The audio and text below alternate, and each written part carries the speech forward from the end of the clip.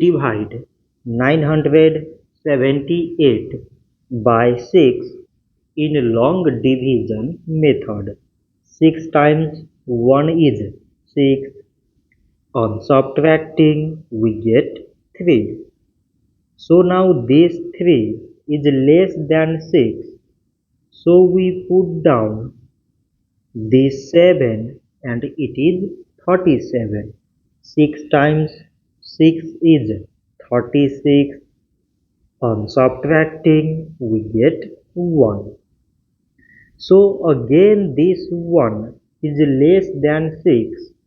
So we put down this 8 and it is 18.